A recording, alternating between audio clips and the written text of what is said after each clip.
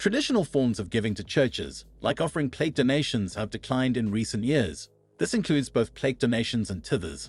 We could blame the lack of tithers on COVID, but this shift was already in motion before 2020. In fact, Church Development reported that only 5% of churchgoers tithed before the pandemic struck the US. This is why ministries must go beyond the expectation for members to tithe. The data on church trends not only suggests that fewer people partake in the practice, but those that do follow it divide their giving across a variety of causes. For over 30 years, the share of giving going to religious organizations has been dropping in the US. So, what are churches looking to maintain their sources of income to do amid these headwinds? These ministries need to rely on many traditional and alternative sources of income for churches. Diversified sources of income for churches create more stability. That means you are able to accomplish the things your church has been called to do without worrying about how to fund those ministries. Creating a budget and keeping donors up to date on how their contributions are being used through church financial reports are two methods of accomplishing this goal. Both are activities in which your church finance committee will be heavily involved as those entrusted to help manage your financial picture and activities. Giving and tithers will always be inconsistent for churches. It is the nature of any nonprofit. It is simply too hard to predict the ebb and flow of donations. But with several alternative sources of income, you can create more predictability and security in your budget. By midsummer 2020, polling showed that most nonprofits, including religious organizations, expected giving to decline in the rest of the year. That did not happen. In fact, not only did 2020 charitable donations increase by 7.6% over the previous year, but nonprofits saw a boost in the number of donors that gave. The simple lesson from that is, when there is a need, people respond. That is especially true for your church members who have a hand in making sure that your ministries succeed. Money is important, not just for specific ministries, but for keeping the lights on. Without it, there are no services, no place to gather, and essentially no church. Jesus taught us that we should give wholeheartedly, Mark 12:41-44, but also that we should be responsible with the gifts we have, Matthew 25:14-30. In every giving initiative you start, be sure to emphasize that donors are central to the mission of the church. Through them, the work of the church, the work of God, is made possible. Number 1. Plate offering. With some exceptions, most churches can include a ballpark plate offering in their annual budget. You may already track plate giving, so you can make an estimate on what members gave in past years. What changed in 2020 is that in-person services ceased. For many church members, this was unfortunate, since traditional ways of giving are important. It is a tangible connection to the church and could even have some ritualistic meaning to them. But this was an opportune time to ensure members know that you affirm their participation while providing alternative ways of doing plate offering. Many churches have set up specific weekly online campaigns that take the place of traditional weekly in-person giving. And thanks to user-friendly online platforms, churches have been successful in doing so. You can even include links to campaigns during online services. You can keep the ritual by supplementing the actual plate offering with virtual giving. However your plate offering evolves, it is important to create a warm atmosphere that encourages giving. That's why we built church offering videos to help you inspire giving. These videos can be streamed from any location, making them suitable for in-person and online worship. If you're looking for more online videos to use during church services, such as welcomes and countdowns, we have you covered. Vanco's YouTube channel also has instructional guides to help your church. Subscribe to gain access to all the materials.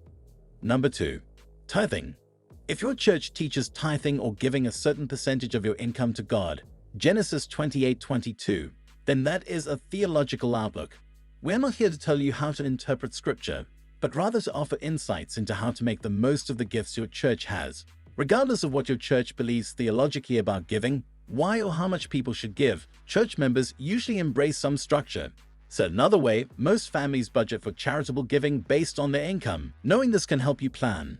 The important thing is that your church members realize how important it is. Since tithing is more automatic than other forms of giving, like fundraising for specific causes, it can be less exciting and seem less meaningful. Even if your congregation does not embrace the concept of tithing, communicate to your members how much regular giving means to the church. Make sure they know how impactful it is and that, without it, many church activities would not be possible. Number 3. Pledge drives. Tithing goes hand in hand with commitments to give. Annual pledge drives should be an important component of determining your church budget for the coming year. Holding them at the end of a calendar year will allow you to see in writing what people intend to give during the coming one. Beyond budgeting, there are two other reasons that pledge drives are effective.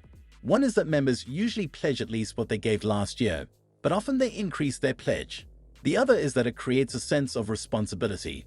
There is no reason to think that pledges are shaky sources of income for churches until fulfilled. Members tend to donate throughout the year what they committed to giving. Of course, people have things come up, but in general, you can plan to receive approximately whatever your congregation pledged during the drive. In short, pledge drives are dependable and encourage giving. And tools like online giving forums create greater reliability because they make it easier for members to fulfill their obligations. You will find that monthly givers will set up automatic payments, and most people are more apt to go online and complete a form than they are to write and mail a check. Number 4. Themed giving. Organize giving around holidays or special events during the year. For instance, many Baptists take part in the Lottie Moon Christmas offering and the Annie Armstrong Easter offering.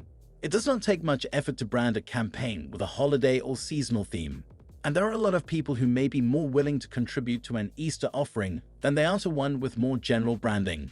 But it does not have to be about holidays.